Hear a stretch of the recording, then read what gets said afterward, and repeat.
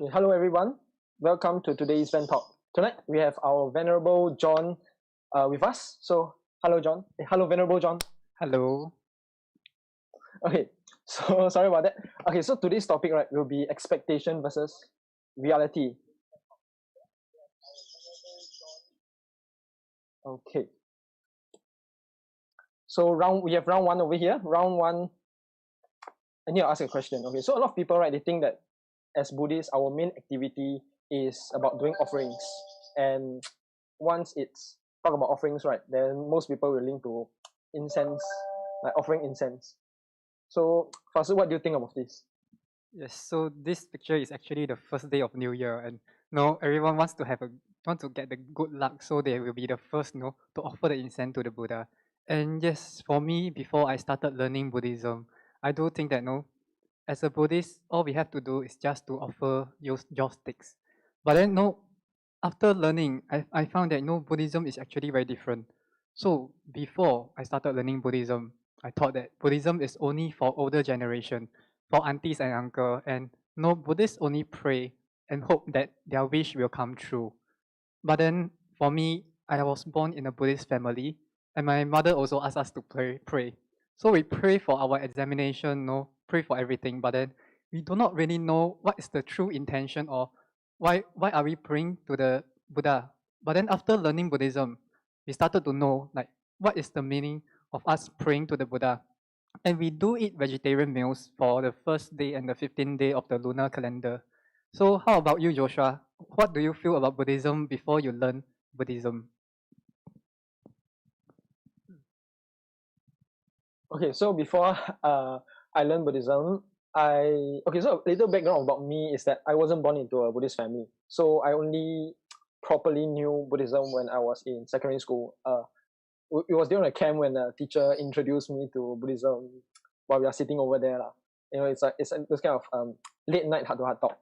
Then, but before that, right, my first impression about Buddhism, right, is from those kind of movies where like suddenly you have a ghost come out, then the Buddha will come out and light shines and the ghost will just explode into nothing. So it's quite funny once I think of it when I'm comparing it with my views now. I think Joshua, you are playing too too much computer games. All right. So what is the reality of us when we think about Buddhism? So this is the reality. All right. So in Buddhism, we need to study a lot of like practice and teachings. And I want to share about the first lesson.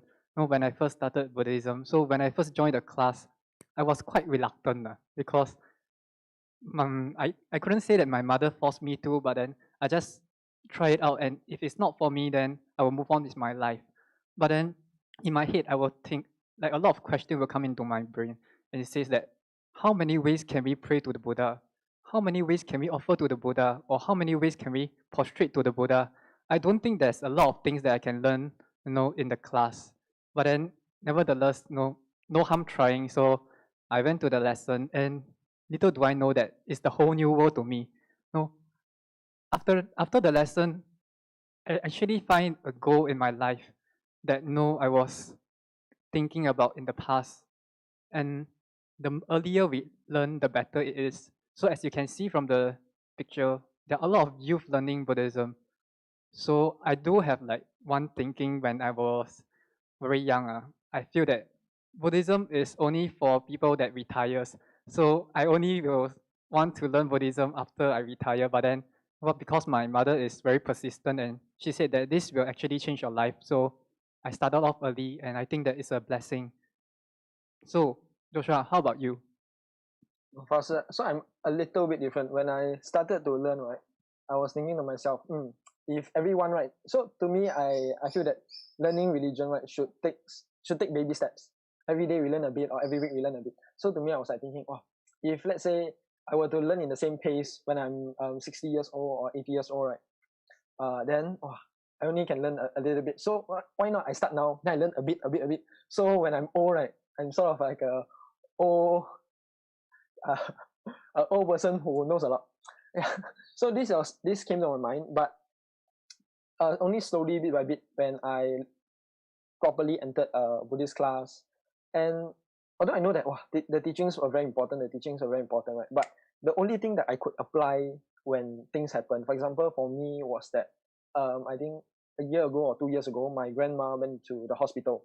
Then the only thing that could came to my mind was like, I'm very sad now, so I need to call for help from Guan Xing Pusa, because they say that, I heard that Guan Xing Pusa is the fastest, not the fastest, she's sort of connected to this where you will call for her name and he will come to offer his blessings or his help. So I'm like, Guan Xing Pusa. But I feel that there should be more things that we can do other than just chanting. So, Fasil, do you have any advice for me regarding this? I think we can explore some of the topics that we learn, right, to make us more positive or make the person more positive, like taking refuge and infinite life. So I don't think life just ends after we die. We have to move on to the next life. And what can we bring to the next life, which is the wisdom that we have accumulated in this life, as well as the virtuous karma. And if our family members, they are all learning the teachings together, we cultivate compassion towards each other. So in a way, we are in good life or we are in good hands. We have this safe environment so that we are doing good together to strive for a more positive life. And I think, as we know, it's impermanence. So we have to cherish all the things we have, all the times we have with our family members, and strive hard to practice. And in another time, we'll meet again. So I think the Buddha's teaching is very positive because it's just like insurance. We are preparing for next life, and not just next life and infinite life. So life is full of joy and positivity. And the people around us, we are all cultivating compassion with each other. So you won't actually meet people that will do any harm towards you, and you're in a very safe environment. So this is why we have to build this environment all around in Singapore, in everywhere in the world. All right. Thank you, Fasil. That's quite important for me because I mean, I'm a person who worries a lot. So sometimes when things are happening just the way they are, right, suddenly a thought will come up in my brain. Things are too good to be true. Something must be going on. Then I will start to worry, and I think this will help me calm down. And I think having those anxious thoughts are not very healthy also. So that is, I think that's my path to becoming a healthier and happier person. But when we talk about Buddhism or even chanting, when I said just now, the thing we always connect to Buddhism, right, is the chanting with the singing with the bowls, the wooden fish, 木鱼 and other instruments that people will hit, and they will do a lot of chantings. So to me, that was something that is like, as Buddhists, right, that's the only thing they did before I learned. Yes. So for the expectation, normally people think that how can we praise to the triple gems? It's all about chanting, right? So we have a lot of different sutra for us to chant, and we have different tunes. So chanting is a way to praise the Buddha and help us accumulate vast merits. So helping us to get what Buddha said into our head so that we can plant the right seed in our mind stream.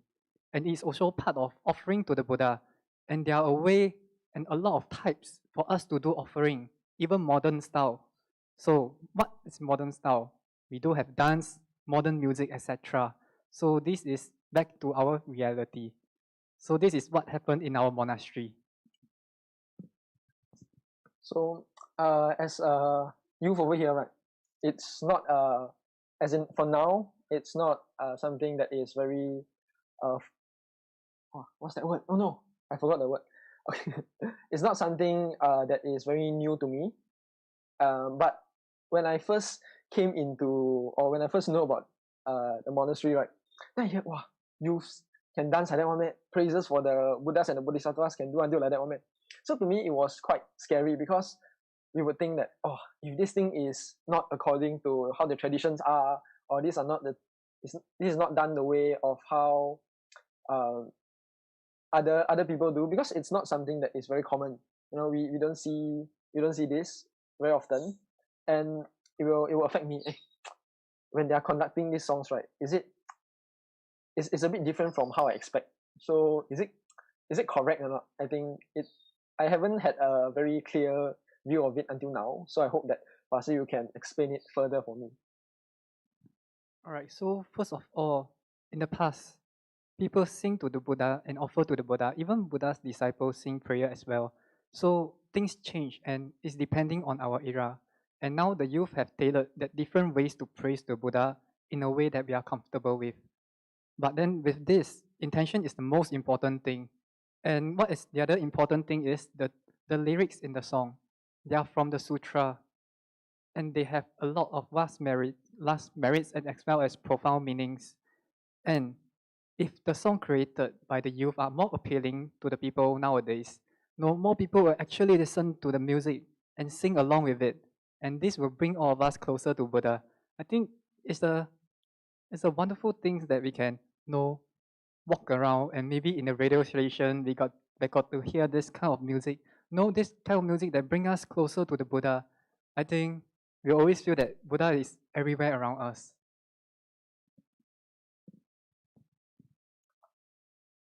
So I think this is a bit of a relief for me because I've been thinking, are we just doing this to attract youths? And after hearing this, the insight that I've gotten is that it's something that was already done for a very long time. When from the Buddha's time, people have been singing praises to the Buddha and the Bodhisattvas. So it's quite a relief, and I'm actually very very happy to hear that.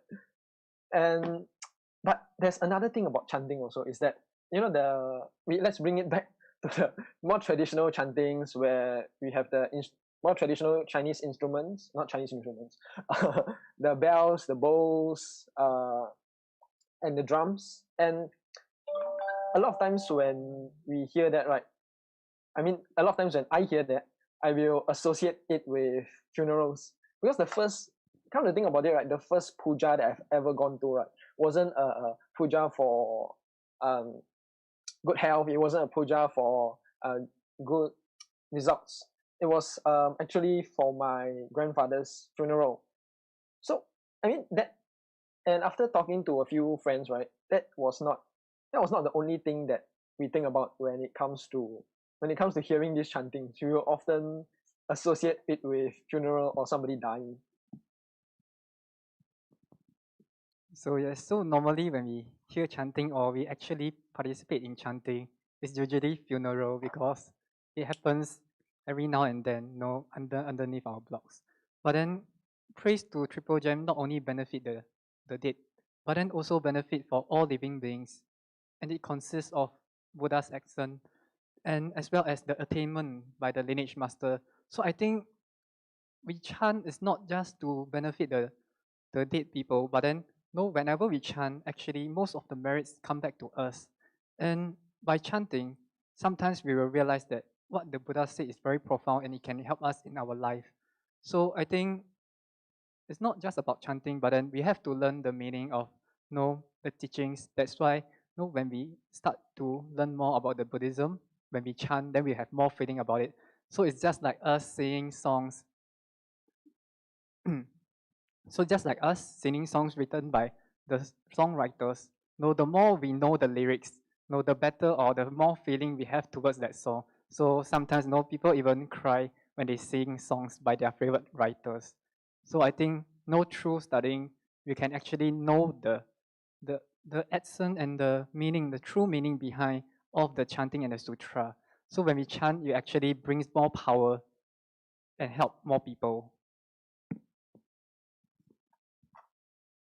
And I oh, when we talk about the dead or the afterlife, after talking about chanting, we always say that Buddhism, I wouldn't say that we always say that but from our impression of, I mean, how my example of how the first puja I ever went to was for a funeral, or for any other movies that I've seen, those Hong Kong movies especially. Buddhism is about either saving or destroying spirits, ghosts, the departed, or even hell beings. And but we as living people, right? At this time we are studying Buddhism, so I as in I for sure that I know that I am a breathing person, but this begs the question of why or how does Buddhism help us living beings or beings of the human realms? Yes, yes. So normally when we think about Buddhism, it's all about like afterlife, right? Like to the to the ghost realm or no, even the hell realms. And look at this picture. It's a very popular picture, right? I think most of us have seen it before. And in the innermost circle is the three poison that we can eliminate. So what are the three poisons? Joshua, do you know what are the three poisons? My definition of the three poisons come from the Chinese translation, so it might not be very accurate.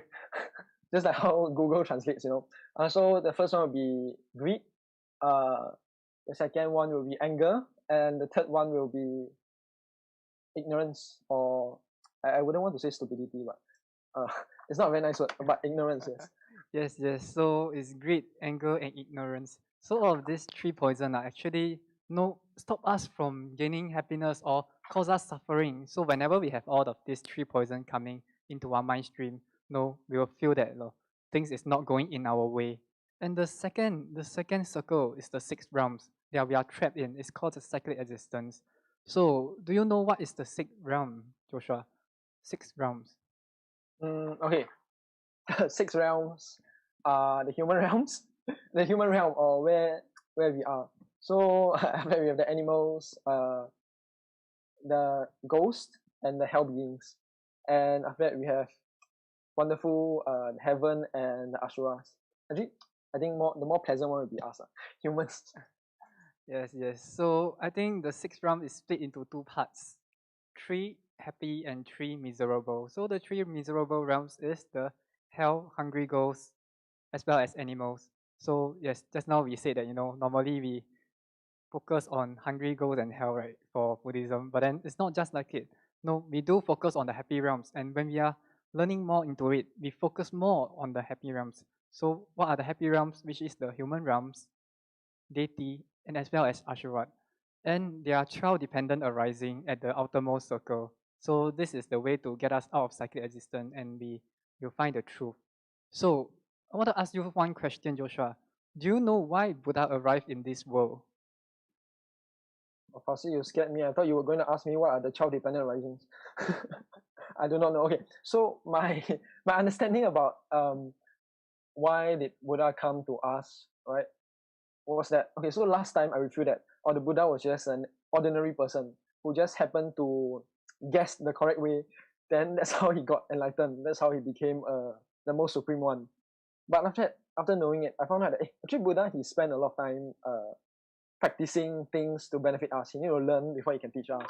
So I my understanding of it is that Buddha, right, because he's so compassionate and so loving, he actually came to this world. He chose to born into this world with us, and so that we can take away the sufferings that we all are feeling, and also to give us a chance so that one day we can be all knowing like him. Yes, yes. So let us review the reality on like how Buddhism help us. So this Buddha want us to be like him. So he gave us the path and know the stages of the path to enlightenment. Buddha actually teach us step by step how we can actually become like him. So, but first we have to know what is enlightenment. Enlightenment is to eradicate all suffering as well as gain complete happiness. And to think of it, everyone, even all the animals or other sentient beings, in our life we only have one goal, which is to get away from suffering and attain happiness. Everything that we do in our life is just for this goal. So when we contemplate about it deep enough, we'll get this answer of eradicate suffering and achieve complete happiness. And no, the teachings that we have, we can apply it straight away, just like a sick person taking medicine. And as you guys know, in the past, Buddha is tall, rich, and handsome. And I think that's all of the qualities that people actually looks towards a guy, right? And he has everything he has, and it's all about material stuff. He lived in the palace and he's a prince and he's going to become a king. So he doesn't need anything in life. But then what stopped him from getting happiness is it's not from external. So happiness does not come from external. It comes from internal. This is why. This is why when he have a lot of things and he have everything in the world that he can get, but then he still couldn't find happiness. And there are four things that his father cannot solve. So he asked his father, can you solve this problem of no sickness, no suffering, not getting old, and no death? But then, what do you think, Joshua? Do you think his father is able to give him the answer? I think if the father is anyone like me, I will try to cheat my son into thinking that I have the solution. But looking at how Buddha is today, I don't think his father was able to. Yeah, so his father can give him everything, but then just that he couldn't answer him all the four questions. No, it's impossible to have no increase and no decrease. By increase and no decrease, that means that no new people will be born and no people will die. So there is not possible that there won't be any death. But then he went into the forest and he through practicing and cultivating, this is why he found the answer of enlightenment. So I think it is something that is very positive to us because we actually met these teachings and we know the way to get out of this cyclic existence. All right, Joshua. So I think we have a bonus round for everyone. And bonus round is very exciting. So do you want to know what is the bonus round? Yes. All right, right. This is the bonus round. Okay, so um, I'm